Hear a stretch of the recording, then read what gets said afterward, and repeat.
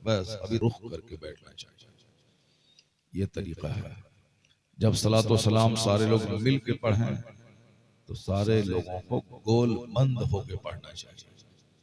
ऐसा नहीं कि सारे लोग मदीना शरीफ की तरफ खड़े हैं और सलाम पढ़ रहे हैं।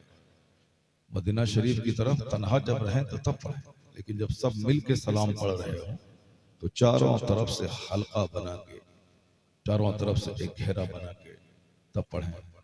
और इमाम साहब का खिताब सारे लोग इमाम साहब की तरफ तवज्जो करके, उनकी तरफ मुंह करके तब उनके खिताब को सुना करें। ये आदाब खिताब में से।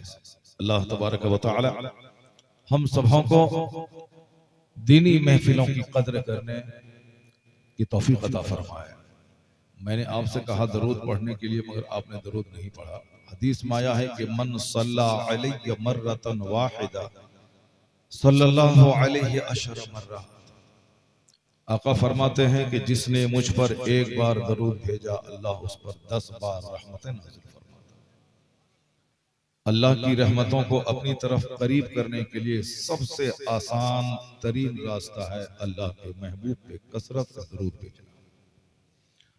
एक हदीस में आया है कि इन्न औलन नास बी यौमल क़यामा, क़यामत के दिन मुझसे सबसे ज्यादा करीब वो रहेगा जो कसरत से मुझ पर दरूद भेजा।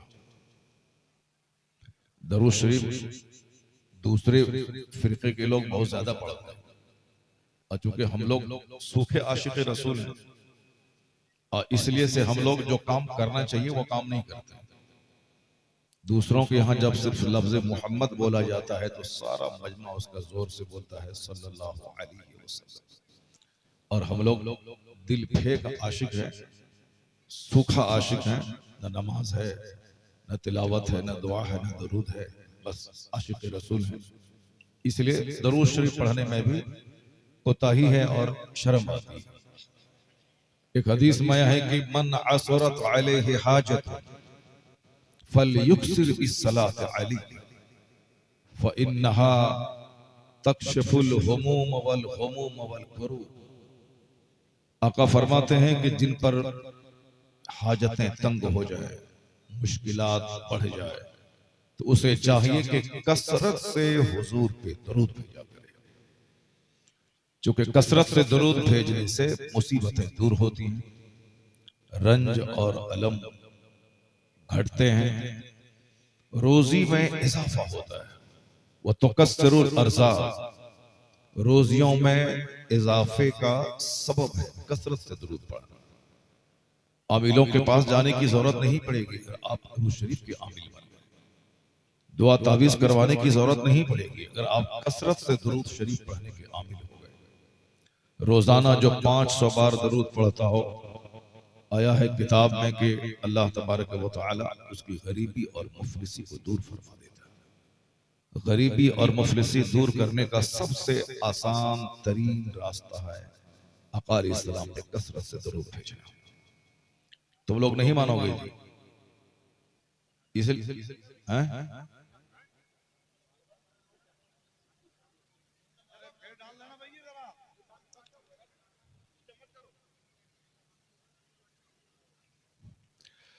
तो आका इस्लाम फरमाते हैं कि दरूद शरीफ कसरत से पढ़ने से रोजियों में इजाफा होता है, मुश्किलें आसान होती और हाजतें पूरी होती। व तक़ज़िल हवाइज, हाजतें पूरी होती। तो अल्लाह के हुक्म की तामील करते हुए खुश दिली के साथ इबादत समझकर सवाब की नीयत से सारे लोग बुलंद आवाज से दरूद पाक पढ़ें। अल्लाहुम्मा सल्लि अला सय्यदना व मौलाना मुहम्मद मअदनिल जूद वल करम व आलिहि व बारिक वसल्लिम सलातन व सलामन अलैका या रसूल अल्लाह। कुरान करीम अल्लाह तबारक व तआला की वो किताब है जिसकी तिलावत से सीना नर्म होता है। कुरान पाक की तिलावत से आदमी का घमंड दूर होता है। कुरान पाक की तिलावत से सीने की सियाही दूर होती है। कुरान पाक की तिलावत से अल्लाह तबारक व तआला उस बंदे को बुलंदी अता फरमाता है। हदीस में आया है कि इन्नल्लाह यरफ़उ बिहाज़ल किताब अक़वाम व यदउ बिही आखरीन। अल्लाह इस किताब के जरिए बाज लोगों को बुलंद कर देता है और अल्लाह ताला इस किताब के जरिए बाज लोगों को पस्त और जलील कर देता है। कैसे? जो कुरान पाक के साथ अच्छा सलूक करता है, जो कुरान पाक पर ईमान लाता है, कुरान पाक के मुताबिक अमल करता है, कुरान पाक की तालीमात को आम करने के लिए मेहनतें करता है, तो अल्लाह तबारक व तआला उसे इज्जतों से मालामाल करता है। जैसे अरब के बकरी चराने वाले, अरब के खाना बदोश, जिन लोगों ने कुरान पर ईमान लाया, कुरान पाक की तालीमात पे अमल किया, अल्लाह ने उनको अरब व अजम का मालिक बना दिया। रोम जैसे क्रिश्चियनों के ममालिक, उस पूरे इलाके पे अल्लाह ने मुसलमानों को कब्जा दिया। ईरान जिसमें 1000 साल से मजूसियों का कब्जा था, उस ईरान की सरजमीन पे कुरान पाक पढ़ने वाले ने कब्जा किया और पूरी जमीन पे कुरान पाक की तालीम आम होने लगी। हिंदुस्तान की सरजमीन बुतखाने की जमीन थी। मोहम्मद इब्ने कासिम नौजवानों की एक टीम लेकर इस सरजमीन पे आए और फिर कुरान पाक की वो तालीमात आम हुई कि 1000 साल तक अल्लाह ने इस सरजमीन पे कलमा पढ़ने वालों को गलबा अता फरमाया। और आज भी पूरी दुनिया के मुकाबले में सबसे ज्यादा कलमा पढ़ने वाले, कुरान पाक की तिलावत करने वाले इस हिंदुस्तान में मौजूद है। सऊदी अरबिया, उसका वर्ग क्षेत्र लंबा चौड़ा है, लेकिन आबादी के एतबार से वो हिंदुस्तान के मुकाबले में कम है। मिस्र मुसलमानों का सबसे बड़ा मुल्क माना जाता है, लेकिन आबादी के एतबार से हिंदुस्तान के मुसलमानों से कम। इंडोनेशिया दुनिया का मुसलमानों का सबसे बड़ा मुल्क माना जाता है, लेकिन हिंदुस्तान के मुकाबले में वहां की आबादी कम। सबसे बड़ा मुल्क दुनिया का इंडोनेशिया। हज के मौके पर आप जाते होंगे कभी, तो वहां देखते होंगे हर तरफ इंडोनेशिया के हाजी हुज्जाज कराम एक बिल्कुल भीड़ लगा के रहते हैं, जिसको देखने के बाद पहचान जाते हैं कि लोग इंडोनेशिया के हाजी। इंडोनेशिया के, तुर्की के, पाकिस्तान के, अफगानिस्तान के, मगर हिंदुस्तान की आबादी इंडोनेशिया से भी ज्यादा, मुसलमानों की आबादी तुर्की से भी ज्यादा, अफगानिस्तान से भी ज्यादा। ये समझ लें कि कमो बेश हिंदुस्तान में 40 करोड़ के करीब कलमा पढ़ने वाले बसते हैं। अब पूरी दुनिया में किसी भी इस्लामी मुल्क की आबादी 40 करोड़ मुसलमानों की नहीं है। कहीं की 22 करोड़, कहीं की 20 करोड़, कहीं की 25 करोड़। 25 करोड़ से ज्यादा किसी मुल्क में मुसलमानों की आबादी नहीं। इंडोनेशिया जैसे मुल्क में भी 25 से लेकर 30 करोड़, हिंदुस्तान में 30 से लेकर 40 करोड़ के बीच में आबादी है। यह इस बात की दलील है कि मुसलमानों की एक बड़ी जमात होने के एतबार से हिंदुस्तान को पूरी दुनिया में मकाम इम्तियाज हासिल है। चूंकि दूसरे किसी मुल्क में कोई सुल्तानुल हिंद इस्लाम की तबलीग के लिए नहीं गए, मगर हिंदुस्तान में इस्लाम की तबलीग के लिए सुल्तानुल हिंद ख्वाजा गरीब नवाज तशरीफ लाए। इन्होंने पूरे हिंदुस्तान में जो जबरदस्त मेहनतें की और अपने खुलफा के जरिए जो दीन का काम किया, उसका इनाम ये मिला कि कम से कम उनकी मौजूदगी में बिलवास्ता या बिला वास्ता 90 लाख मुशरिकों ने कलमा पढ़ा। आज उनकी तादाद पूरे हिंदुस्तान में कमोबेश 40 करोड़ के करीब मुसलमानों की आबादी। तो हमें इस बात पर फख्र है कि मेरा मुल्क मुस्तफा के गुलामों की तादाद के एतबार से दुनिया के सारे ममालिक पे फौकियत रखता है। इसलिए हमें हिंदुस्तान के जर्रे जर्रे से प्यार है कि यहाँ की आबादी सबसे ज्यादा है और हिंदुस्तान में सबसे ज्यादा मदारिस इस्लामिया मौजूद है। हिंदुस्तान के उलमा दुनिया के अक्सर ममालिक में जाकर इस्लाम की तबलीग कर रहे हैं। अमेरिका जैसे मुल्क में हिंदुस्तान के बेशुमार उलमा कराम वहां की मस्जिदों, वहां के मकातिब और वहां के इस्लामिक सेंटर्स पे सबसे ज्यादा जो लोग काम कर रहे हैं, अरब ममालिक के अलावा सबसे ज्यादा हिंदुस्तान के उलमा काम करते हैं। चाइना जापान में वहां भी हिंदुस्तान के उलमा कसरत से पाए जाते हैं। यहां तक कि अफ्रीका के सहराओं में भी हिंदुस्तान के उलमा कसरत से पाए जाते हैं। तो हिंदुस्तान की तरफ सारी दुनिया की निगाहें टिकी हुई हैं। एक तरफ दुश्मनों की निगाहें कि फल फूल क्यों रहे, इसके फलने फूलने में किसका हाथ है, आखिर इनकी शानो शौकत बढ़ क्यों रही, इनके इदारे बढ़ क्यों रहे। एड़ी चूटी का जोर लोग सर्फ कर रहे हैं कि मदारिस बंद हो जाएं, लेकिन एक मदरसे में ताला लगता है, दर्जनों नए मदारिस खुल जाते हैं। एक मस्जिद में साहब बुरी नजर डाली जाती है, मगर उसी जगह सैकड़ों नई मस्जिदों की तामीर हो जाती है। इस बात की दलील है कि इस्लाम न कभी खतरे में था, न आज है और न कयामत तक रहेगा। चूंकि इंसान कमजोरी का पुतला है। ये इंसान जो अपने आप को कहता है कि मैं मिटा दूंगा, मैं दबा दूंगा, ये इंसान अपनी औकात भूल जाता है। ये इंसान कितना कमजोर है। एक पानी का नापाक कतरा जिससे ये इंसान पैदा हुआ और ये चला है अल्लाह रब्बुल इज्जत के दीन को मिटाने के लिए। वो अल्लाह जो बगैर खंबे के इतना लंबा चौड़ा आसमान बनाया है, वो अल्लाह जिसने समंदर के ऊपर में इस जमीन का बिछोना बिछाया है, वो अल्लाह जिसने पहाड़ पैदा करके इस जमीन को हिलने से बचाने के लिए पहाड़ को जमीन का पिलर बनाया है, वो अल्लाह तबारक व तआला जो अपने बंदों को जिंदा रखने के लिए दरख्तों को पैदा करके उसके जरिए बंदों की ऑक्सीजन और हवा का इंतजाम किया। वो अल्लाह जिसने इस जमीन को नदी, नाले, डेजर्ट, पेड़ पौधों से जीनत बख्शी। ये इंसान इस दुनिया में एक ऐसी मखलूक है जिसकी पैदाइश इस कदर हकीर बुनियादों पे हुई है कि कभी भी कोई उस पर गौर करे तो सर उठा के नहीं चलेगा। एक पानी का नापाक कतरा जिससे ये इंसान पैदा हुआ और ये इंसान चला है अल्लाह का दीन मिटाने। वो नापाक कतरा जिसके निकलने के बाद अंग अंग नापाक हो जाता है। मैं कभी कभी कहता हूं अगर बंदर में कुत्ता लग जाए तो जहां लगे वही गलासत जहां है वहां धो दे। नहाना गुस्ल करना फर्ज नहीं। अगर किसी के बंदर से सूअर टकरा जाए तो गुस्ल करना फर्ज नहीं। जहां सूअर का बदन लगा है वहां धो दे, पाक हो जाए। अगर कोई बाहर गया खेत मैदान में, उन्होंने पाखाना किया, पानी नहीं था कि धोए, वो गुस्ल करना फर्ज नहीं है। वो वहां से घर आए, जहां गंदगी लगी है वहां धो दे, वो पाक हो जाए।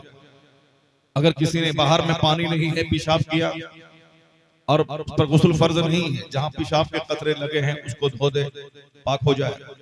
एक कतरा है जिसके निकलने के बाद अंग अंग नापाक हो जाता है। सर से लेके पांव तक सारे पार्ट्स का धोना फर्ज हो जाता है। वो कौन सा कतरा है? वो कतरा है वह मनी का कतरा जिसके निकलने के बाद सर से लेके पांव तक पूरे जिस्म का धोना फर्ज हो जाता है। अगर सुई की नोक के बराबर भी कहीं जगह खुश्क रही, गुस्ल नहीं होगा। तो अब वही उसी कतरे से पैदा होता है यह इंसान, जिस कतरा के निकलने से अंग अंग नापाक होता है। और इसका चर्चा कुरान शरीफ में कई जगहों पे अल्लाह ने किया है। फलियंजुरिल इंसानु मिम्मा खुलिका मिम्मा इंदाफि यखरुजु मिन बैनि सुल्बि वत्तराई इन्नहु अला रजइही लकादी। अल्लाह फरमाता है कि a man should consider in his creation. आदमी को अपनी पैदाइश पे गौर करना चाहिए कि पैदा हुआ कैसे है। अल्लाह कहता है कि एक जंप करता हुआ पानी का कतरा यानी मनी का कतरा कूदता हुआ निकलता है, उछलता हुआ निकलता है। अल्लाह फरमाता है उसी उछलते हुए कतरे से तुम्हारी पैदाइश हुई। वो कतरा जो निकलता है बैनसुल्बि वत्तराई यानी बाप की रीढ़ की हड्डी और माँ के सीने की हड्डी से जो कतरा निकलता है, और वह दोनों कतरा शर्मगाहों से गुजरता हुआ यूटेरस बच्चादानी रहम में पहुंचता है। अब फिर वो कतरा 40 दिन तक अपनी असल हालत पे रहता है। फिर अगले 40 दिन के बाद उस कतरे को खून के लोथड़े की शक्ल में बदला जाता है। फिर अगले 40 डेज के बाद उसमें हड्डी का ढांचा तैयार किया जाता है। फिर अगले 40 डेज के बाद उसमें जान डाली जाती है। 120 दिन के बाद जान पड़ती है। 40 दिन एक हालत में, 40 दिन लोथड़े की हालत में, 40 दिन ढांचे नाक नक्शे की हालत में, अगले 40 दिन के बाद उसमें जान पड़ती है। तो 120 दिन के बाद बच्चे में जान पड़ जाती है। फिर उसको मजीद मैच्योरिटी के लिए, ताकि उसकी आंख काम करे, जबान काम करे, उसका ब्रेन काम करे, उसके कान काम करे, तो अल्लाह ताला उसको मजीद 9 महीने तक माँ के शिकम में रखता है। माँ का माहवारी खून, जो इजाफी खून एक औरत के जवान होने के बाद जो हर महीने निकलता है, हामिला होने के बाद उस खून को रोक लिया जाता है, ताकि उस खून से बच्चों की परवरिश हो। अब वह खून नाफ की नली के जरिए बच्चे के बदन में जाता है। तो अब आप समझ सकते हैं कि कितनी बुनियाद कमजोर है इस इंसान की। वो माहवारी खून जिसके निकलने के बाद औरत इस कदर नापाक रहती है कि उस हालत में वो नमाज नहीं पढ़ सकती, उस हालत में वह रोजा नहीं रख सकती। रोजा का कज़ा करना उसके लिए जरूरी है माह रमजान के बाद जब वह पाक हो जाए, मगर चूंकि हर महीने की वीकनेस है, इसलिए नमाज उसके उन दोनों की माफ है उसके लिए। जिसके निकलने के बाद कुरान नहीं छू सकती, जिसके निकलने के बाद वह मस्जिद नहीं जा सकती, जिसके निकलने के बाद वह रोजा और नमाज नहीं पढ़ सकती, उसी खून के कतरे से इस इंसान की खुराक हुई। किस कदर बुनियाद कमजोर है इस इंसान की। वही इंसान दुनिया में आने के बाद कहता है मेरी गाड़ी, मेरा मकान, मेरी बीवी, मेरा बच्चा, मेरा खेत, मेरा खलियान, मेरी दुकान, मेरा मार्केटिंग कॉम्प्लेक्स। जरा कभी बुनियाद को तो गौर से देख लेते। अल्लाह ने 1 दर्जन जगहों पे कुरान शरीफ में पैदाइश का चर्चा किया है। अल्लाह फरमाता है, ये इंसान कहता है कि फिर दोबारा अल्लाह मुझको जिंदा नहीं करेगा। ये नहीं गौर करता कि इसकी बुनियाद कैसी थी, मैंने इसको कैसे बुनियादी तौर पर पानी से पैदा किया। वह नसिया खल्क़ा, अपनी पैदाइश को भूल गया ये इंसान कि हम पैदा कैसे हुए थे। जो अल्लाह ताला पानी के एक कतरे से तुझको पैदा कर सकता है, वो अल्लाह तुम्हें दोबारा मार करके, दोबारा जिंदा करके तुमसे हिसाब लेने पर कादिर है। मत इतराना कि हम दुनिया में आए हैं खाने पीने, मौज मस्ती करने, मरने के बाद कुछ नहीं होता है, ऐसा नहीं है। कुरान करीम का सबसे बड़ा टॉपिक ये इंसान है। कुरान पाक का सबसे बड़ा उन्वान इस इंसान को क्यों पैदा किया, वो मकसद तख्लीक है। कुरान पाक का सबसे बड़ा उन्वान जन्नत और जहन्नम है। कुरान पाक सबसे ज्यादा आखिरत पे बहस करता है। यह इंसान भूल भुलैया और चक्कर में पड़ा हुआ, जैसे मैं खाने के लिए पैदा हुआ, एक खाने का मुकाबला है, जैसे कि खाने के लिए पैदा हुआ। एक कपड़े का मुकाबला है, जैसे कि कपड़ा के मुकाबले के लिए पैदा हुआ। एक मकान का मुकाबला है, जो मकान ज़लज़ले में गिरने वाला, जिस मकान को ये मरने के बाद छोड़ने वाला, चाहे कल सुबह फजर के बाद इसकी मौत का ऐलान हो, मगर एक मकान का मुकाबला, एक जुनून है। कयामत की निशानी है कि आखिर जमाने में लोगों की अक्लें छीन ली जाए, लोग पागल की तरह करेंगे। जब पागल हो जाएंगे तो जो असल मकसद हयात है अल्लाह की इबादत, उसे भूल के मकान की तामीर जिंदगी का मकसद बना लेगा। शादी ब्याह में नाचना कूदना जिंदगी का मकसद बना लेगा। जिस औरत की उम्र 80 साल हो गई, वो भी साहब नीम बरहना होके वो भी नाचने लगती है अपने पोते की शादी में। हुजूर ने सच कहा कि आखिर जमाने में लोगों की अक्लें छीन ली जाए, लोग दीवाने और पागल की तरह करेंगे।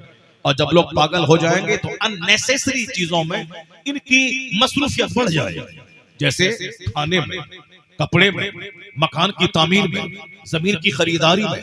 जबकि सबको मालूम है कि मैं अगर मेहनत करूं तो 50 एकड़ जमीन खरीद सकता हूं, लेकिन इस दुनिया में ऐसे ऐसे लोग गुजरे हैं जिसके पास 500 एकड़ जमीन थी, लेकिन आज उसकी लाशें जमीन के नीचे सड़ रही है। उसकी कब्र पे एक जानवर पेशाब कर रहा है।